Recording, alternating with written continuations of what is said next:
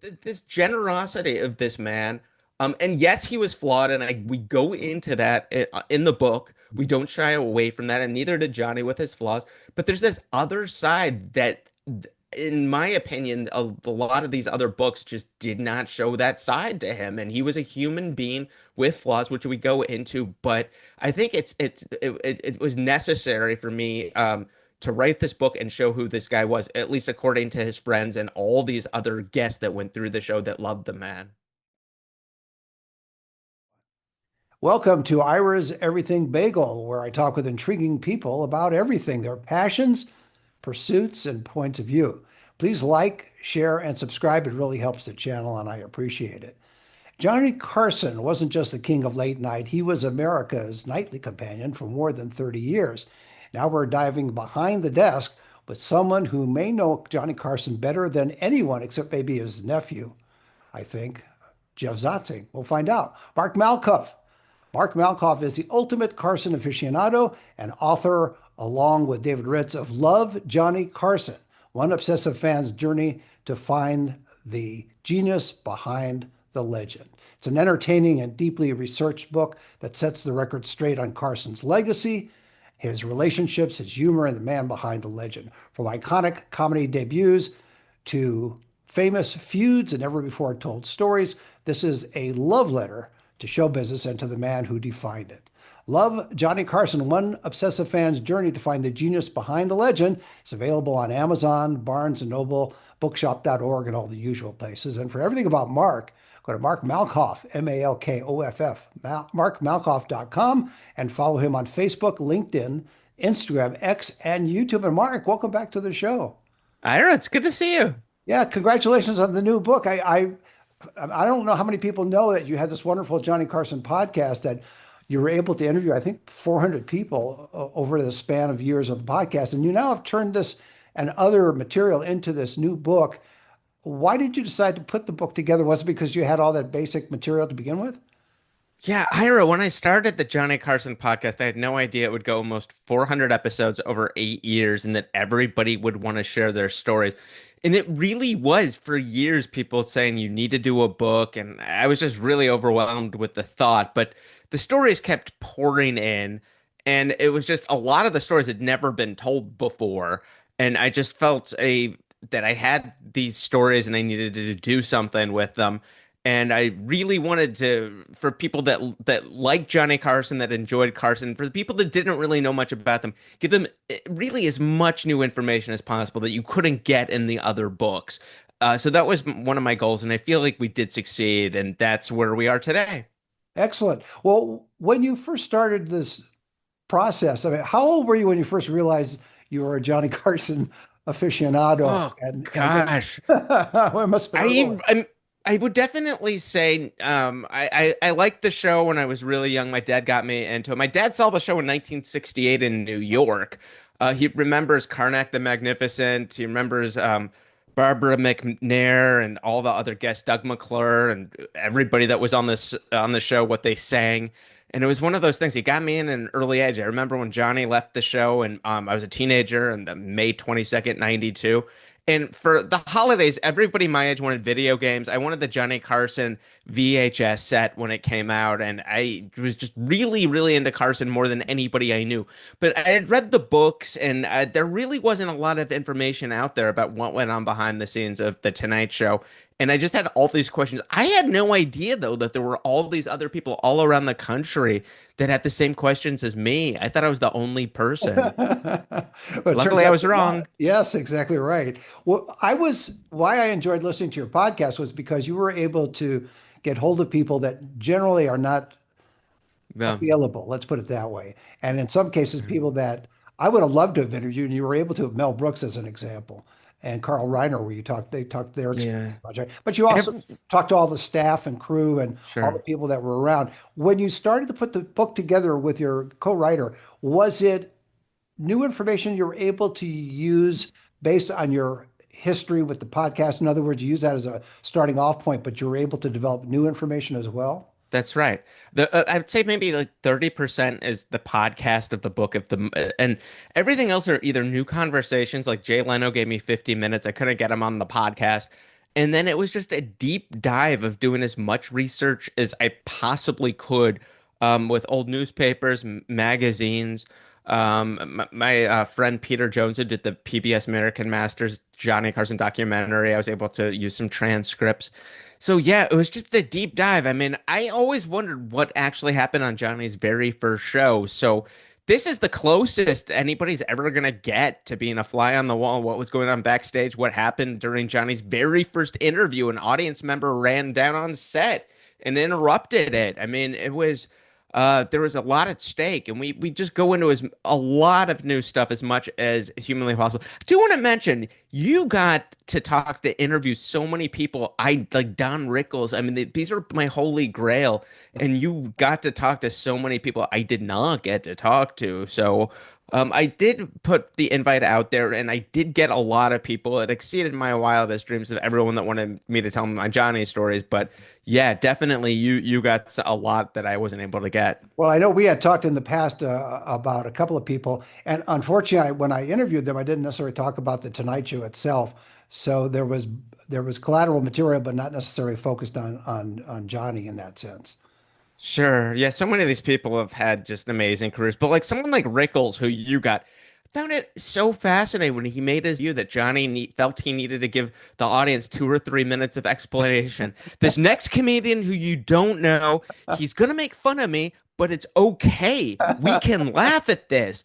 And just that, I really had no idea that Rickles gave. I knew that he gave Frank Sinatra a lot of credit for his career, but Carson was the second guy. I mean, before then, Rickles couldn't get booked on late night TV, couldn't get booked on television, and Johnny really was a taker when he believed in somebody. But it's funny now because of this, all that insult humor is so ubiquitous. But back then, on network television, that was a huge thing that Johnny did for Rickles as an unknown. Absolutely. If I had to put you against the wall and say, okay, you got to give me the top five guests that Carson thought were the best guests from his point of view, would you be able to share that with us? I would probably guess Rickles, Buddy Hackett, Rodney Dangerfield were all people that he could really throw the pre-interview away. Burt Reynolds. There were definitely, it's like if he didn't have to go to the pre-interview, I would say Steve Lawrence was another one who could do music and comedy and be really effortless. Those are probably the people that would just be a night off for him, whereas some other guests were so either boring or he would have to really, really work and use the skill set. From the time he was 14, he was performing. So by the time he was 36 and got the Tonight Show, he had so much experience. And just from doing that show from an hour and 45 minutes when they started the Tonight Show, he just got as good as anybody at at doing the late night show, and he was really able to make these guests look good. You know, Tom Dreesen, who went on with David Letterman and Carson, said, you know, if somebody was in trouble, Carson would really give them a life preserver and save them and make them look good. Where Dave would give somebody an anvil or an anchor and they would sink, and Dave would be okay with that. But yeah, it was really fun to watch Johnny be able to make his guests look good and make somebody who is really dull and boring look like the most interesting person in the world. That is a skill set. Right. The other thing you reveal, I think, unintentionally maybe, is that we don't have that kind of entertainment today. In a sense It's of different. yes, it is different. Carson was appeared to be apolitical. I mean, he occasionally was in some of his monologue, but generally speaking, Mhm. both the left and the right were able to watch him at night, settle down, and That's just right. enjoy comedy. You don't really get that these days, unfortunately, from my point of view. Maybe not from yours, but from mine, I'll state that. But he was able to find that golden spot, and I understand the times were different, culture was different, all of that was different. But to sustain over all those years, he clearly had a an instinct for what would work for want of a better term, mainstream America, and yet they're obviously very popular in the big cities as well, LA, New York, etc. I think more than anybody, the fact he was still able to have that Nebraska and in him and still be able to play to the cities with the sophistication. He was really able to be all things to everybody. I mean, Steve Martin, I think, said he was more famous than the president or as recognizable as the president. 30 years, people really did try to challenge him, but no one made a dent. I mean, in popular culture, for 30 years.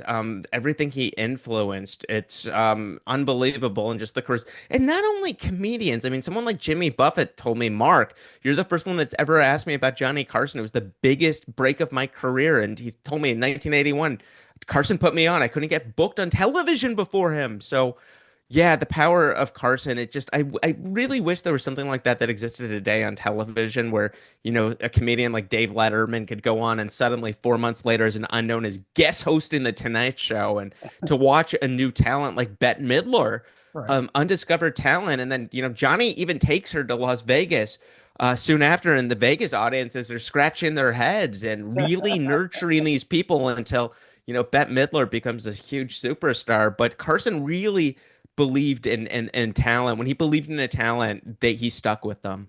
And Joan Rivers is another example. Rivers is another person in 1965 that just blew Johnny away. I mean, she never was a stand-up comic. She never did stand-up on Johnny's show. It was always a sit-down guest. She was booked as a female TV writer. She was writing for Candid Camera, Alan Funt.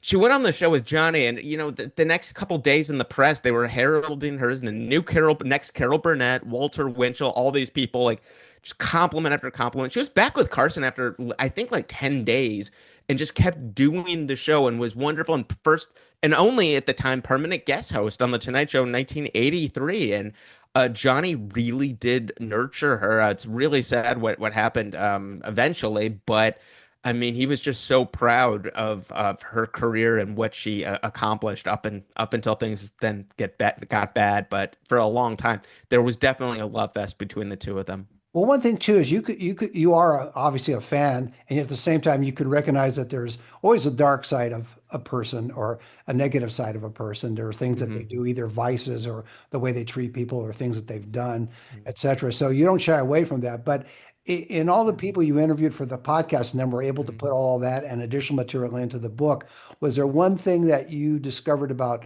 Johnny Carson that not that dented your admiration for the man, but just reminded you he was a human being with flaws? I mean, Rich Little definitely, and Orson Bean with the drinking. I mean, Johnny on the Tonight Show would say, "I do not handle alcohol well." He said he would have one drink too many, and he would turn into Attila the Hun. He wouldn't remember some of the stuff, and he didn't want to fight everybody. He didn't shy away. But hearing some of that, I think, and hearing the fact that how to me, it just seemed very minor, like someone like Carl Sagan, his friend, going on the show for like maybe the 18th time, and he's correcting Johnny and interrupting him twice on facts, and that would be enough for Johnny to ban him from the show. Just how thin-skinned he was. I mean, Johnny would talk on the show about he was very sensitive, and he did not believe when actors would come on the show and say the critics don't hurt me. Johnny would say if you have any sensitivity, it hurts. So. I think those were the main things. I mean, the people that really had problems wouldn't talk to me. I tried to get Miss Rivers to talk to me. I tried to get Wayne Newton to talk to me. It's a handful of people that had problems, but I think that those really it. I was bracing myself for the negativity to flow, and it didn't. I mean, that the reason the book is called Love Johnny Carson is because so many people said I love Johnny Carson, and I was shocked. I thought that the guy didn't have friends and he was cold and aloof. And I talked to the friends and I talked to the people that were in the John Club. This was their friend John.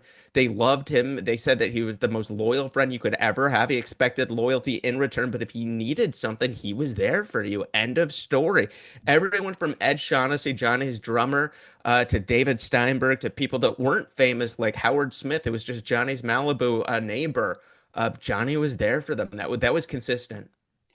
With some exceptions, for example, Bushkin, I guess, when he wrote his book, commented on some of the negative aspects of There were negative things. I mean, Mr. Bushkin wrote that Johnny Carson died alone. He's repeated this in interviews, and it's simply not true. To me, my interpretation of his book is that he tried to make it out that Johnny did not have any friends and didn't have people that cared for him, and he died alone. When Johnny died in Los Angeles, his wife was there. His two kids were there. He had family with him. It just simply wasn't true. There was a memorial for him. It was not public. It was a private memorial for him that did take place. So the whole notion that this guy did not have friends or people that cared about him was just, yeah, it simply wasn't true. And reading Mr. Bushkin's book and maybe some of the other books, that is what I really kind of believed before I started doing this podcast. And it was really the first time a lot of these people had ever spoken publicly about Johnny. I think probably when he was alive, they felt a loyalty that they weren't going to talk public about the guy, but the stories just float. It was like the positive things. It would be like the comedian being like, Johnny Carson saved my life from drugs. The person that they couldn't pay for their father's funeral, and Johnny sent $50,000. Didn't want it in the press. It was just one thing after another. The writer from one of Carson's writers going through a painful divorce, and Johnny asked, "Can I take you out to dinner? I've been through this. I know what this is like." Those are the stories that came to me, and I just my jaw dropped. I didn't expect those things at all to happen, and those were the stories that people told me. And I think wouldn't that give you a sense of relief that you thought it might come out a certain way and it went the other way for a fan Ira, of I Johnny thought Carson? I thought that I was gonna do maybe five, six, 7 episodes. It would be all negative, and I didn't want to release the negativity out in the world. And I Mhm. was very relieved and just shocked that everybody wanted to tell me their stories, and the stories were just Johnny's generosity. It would be somebody like George Lopez the comedian, when he was on the show. Afterwards, Johnny came to his dressing room, and he would do this with young comedians during the commercials. After the show, he gave George Lopez suggestions on some of his jokes to punch them up. Mr. Lopez tried them out the next night and said Carson was absolutely right. He got a huge laugh. This generosity of this man, and yes, he was flawed, and we go into that in the book. We don't shy away from that, and neither did Johnny with his flaws. But there's this other side that in my opinion, a lot of these other books just did not show that side to him, and he was a human being with flaws, which we go into. But I think it was necessary for me to write this book and show who this guy was, at least according to his friends and all these other guests that went through the show that loved the man. And again, the book is called Love Johnny Carson, One Obsessive Fan's Journey to Find the Genius Behind the Legend. Available on all the usual places, Amazon, etc. When you were working on the podcast, and again, it's Yeah. a great podcast, the Carson Oh, podcast. thank you. If you go to markmalkoff.com, get all the information. When you were starting that, you had help from, I referenced him earlier, Jeff Zotskin. I always have trouble with That's right. his last name. Um, Yeah. has he had a chance to read the book, and did you get feedback? To my knowledge, I have no idea if Jeff has read it. I've just been really busy with the book. I hope Jeff likes the book. I know Carson staff members have messaged me that they really like the book and they appreciate it. I mean, I've talked to so many Carson staffers. I mean, Johnny's assistants, everyone from the cue card person to the person that held the curtain open up for Johnny talked to me. So I do feel it's a celebration of Johnny's work and being the best person that ever held this job as a late night host. I mean, the fact that 3 decades Johnny hasn't been the host of the Tonight Show. It ended over 3 decades ago, and all the current late night hosts still talk about Johnny. They bring him up. His name makes headlines. It just shows that what an amazing talent this guy is. And thank goodness for YouTube, over 3 billion Johnny views of him in the Tonight Show.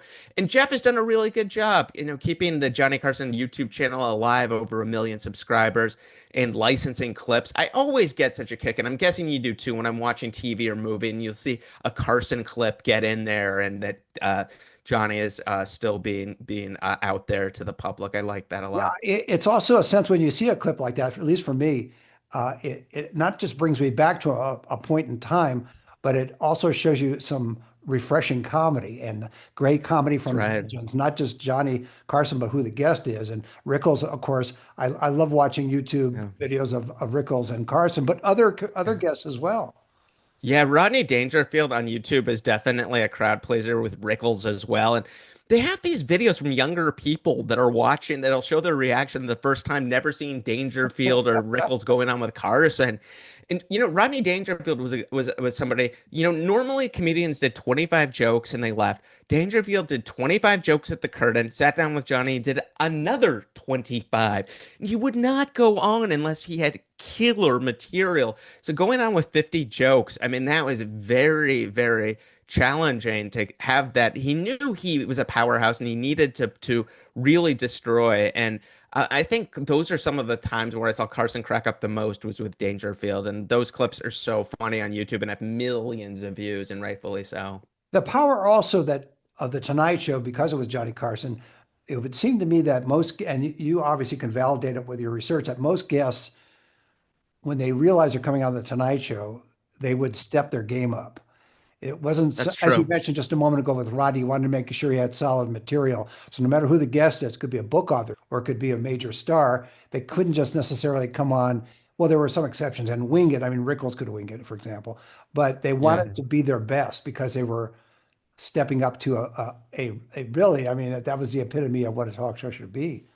There were certain people that were big names that would not do Carson show unless they knew that they could bring in their A game and they had the material. Steve Martin wouldn't go on unless he knew what he was going to do from start to finish and he felt the material was strong enough. Albert Brooks was another person that Carson would have had on all the time, and it just got to the point where Albert, I think he said it in his documentary, Brooks would the first time he was ever really trying in front of an audience was at the Tonight Show, and it got to the point where I think a lot of his stuff was used up and they would get him back once in a while, but he was one of Johnny's favorites. He almost guest hosted the show. He was all set. It was in TV Guide. He was supposed to guest host in 83, and it would have been really, really fun to see him guest host. And then he got a kidney stone and was in the hospital.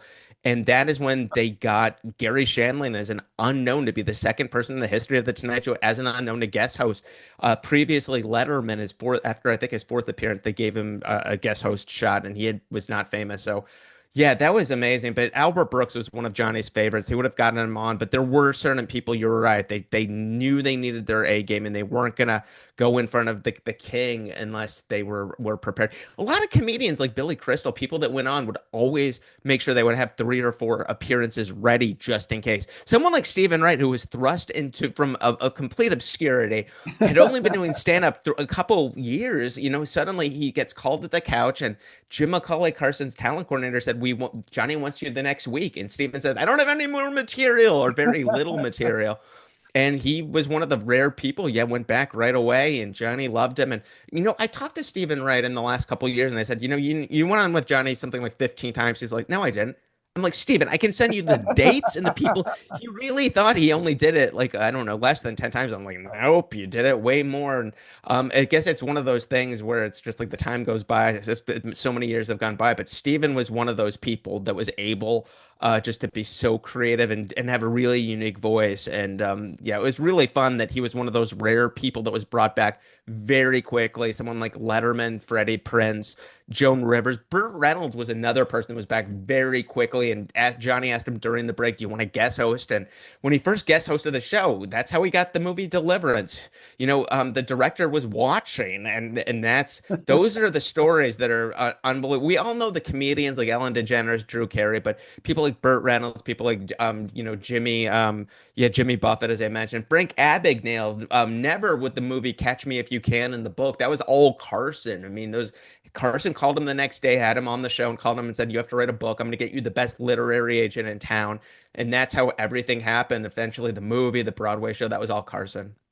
That is an amazing story. Well, Yeah, because the one thing that Carson show has, yeah, and you would know about this, is there was a period of time when Johnny Carson found out that the early kinescopes of his show were being destroyed that's by the right. network, and Yeah, eventually he took over ownership and was able to save all the shows from that point that's right. forward, Yeah. and to our all of our luck that happened, and they're stored down in a salt mine somewhere, as I They would. still are. Yeah, they still are.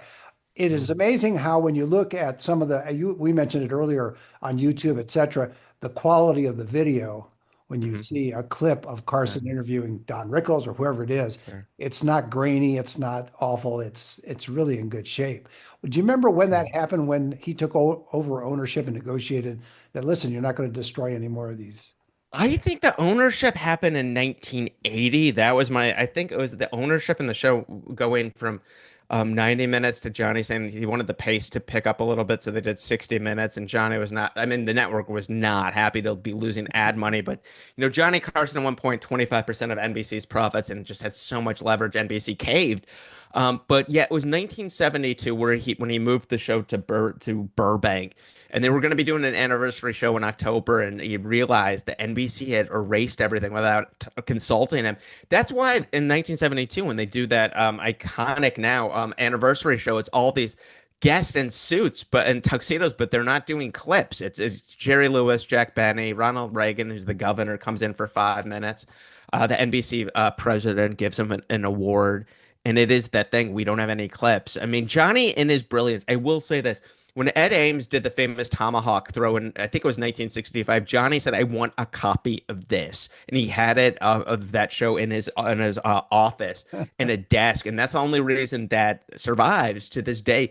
There are some things that were like that that just were saved, but very, very few. But Johnny was furious, so unfortunately, yeah, we lost the first almost all of the first 10 years of that show. It would have been really amazing to see some of those early episodes. What is the reason for that? In other words, for example, when you think of I Love Lucy and Yeah, they own the show and they filmed it was one of the very first film, I think it was the that's first right. situation comedy, and they retained the Yeah. rights to it. But the reason they did a three-camera film shoot was that the quality wasn't kinescope, it was actually shot on film. Yeah, Kinescope, for those of our audience may not know, is just film shooting a TV screen that's right. and doing it that way. You would think that with the importance of the Tonight Show, that somebody on Carson's Mhm. camp would have thought Yeah. about preserving those early shows or You making a would copy think that from it the would network. be something like that, but I guess from what I'm told, NBC just didn't see the value of what they would do with these shows. And I talked to somebody who was one of the people that worked at NBC at the time who was erasing these, and they erased a bunch of NBC programs in New Jersey, and was he didn't want to do it, but I mean, this was NBC, you have to do this, and it was heartbreaking. Losing all of that material, it is one of those things you think Carson's people would have maybe kept copies for themselves, Yes, personal or even one. have in the contract where after each show you get Yeah. a copy of the show, and then you Yeah, go on with the original. they didn't see Wow. the value, I guess. It's really, really sad.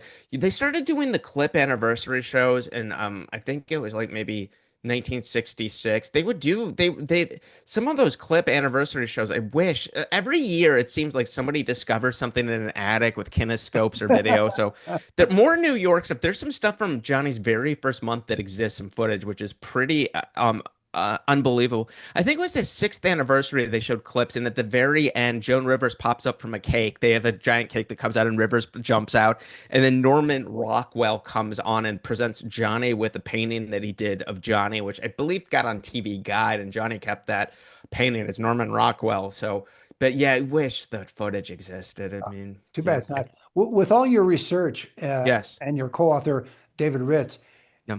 what was the most surprising thing you found in addition to all of the interviews you did for your Carson podcast? What was the most interesting thing you found or unusual thing you found about Carson that you didn't know before? Oh gosh, that's a really good question about the things from doing the book that I didn't know about Carson. I think maybe his life in New York. I didn't know the extent to how on the weekends. I mean, this was a guy that was doing an hour and 45 minutes and then 90 minutes. That the fact that his life, NBC had him on the weekends, going to affiliates, doing advertising, doing dinners. I mean, I didn't know the extent to his exhaustion, where I think in like 1965 he was ready to quit doing the show. I mean, he was so burned out, and that NBC wouldn't even give him a rug. He wanted a rug for his office. He wanted a bathroom in his office, and NBC said absolutely not. He had to use the men's room with all the other NBC employees and have a Wow. key. Just I think that the extent to how exhausted the man was, and something was going to have to suffer, and it fortunately was his family and the wives, many wives, and in kids. David Ritz, I do want to mention. I reached out to seven authors, very successful authors, and I didn't know David Ritz. I said, listen, I had 400, almost 400 some interviews. You've done books one-on-one with Don Rickles, with people like Ray Charles, people that went on Carson, like Aretha Franklin, and somehow we hit it off, and he came on board and really helped me through the process. I was so overwhelmed not only doing the Johnny Show from like 1962 to 92, but the retirement years and how to best tell the story. So I was very, very fortunate to get a guy like David Ritz, who I think is doing his third book now with Willie Nelson. He's done two books with Willie Nelson. To get somebody of his stature to really believe in my vision and go through this. But I think we both really uncovered sides of Johnny that we had no idea existed. But the New York years were the most mysterious, and I'm really happy in my research to really talk about those things, what really happened. For when the first time they went out to Los Angeles in 1963 or 64, and Marlon Brando, drinking too much champagne backstage and going on and getting it battle one-on-one with Zsa Zsa Gabor, really getting contentious, and just those type of stories that really were not public was probably not aware of. Right. Before I let you go, just a quick Yeah. mention. We should mention one last guest that of course was a frequent visitor, Pete Barbuti. Pete Booty was amazing, and the only reason I think you put me in touch with him, or I definitely used or as source material, and I think you in the book. Yeah, Pete Oh, Booty, thank you. to my knowledge, was the first person that was ever called over to the couch. It didn't really exist too much in New York where somebody was called over. I know Liz Torres was the first woman called over to New York, to my knowledge. Rodney Dangerfield, but yeah, Barbuti was great, and I love that he's still around and doing things. I mean, to my Liverpool. knowledge, the only person that was called over to the couch that resulted in them being banned from the show for years from Johnny, and then they everything for whatever reason went away, and then Pete went on the show dozens of times with Johnny, and it was all good and a love fest that came back. So it's a happy ending, but I was very, very happy to talk to Pete. Well, that's a great way to leave it. My guest has been Mark Malkoff. He's author, along with David Ritz, of Love Johnny Carson, one obsessive fan's journey to find the genius behind the legend. It's available on Amazon, Barnes& and Noble, bookshop.org, and all the usual places. For everything about Mark, which is Mark, go to markmalkoff.com and follow him on Facebook, LinkedIn, Instagram, X, and YouTube. And Mark, thanks again for being on the show. Thank you. I really appreciate this. It was fun. It was. And join us every Thursday for a new schmear on Ira's Everything Bagel.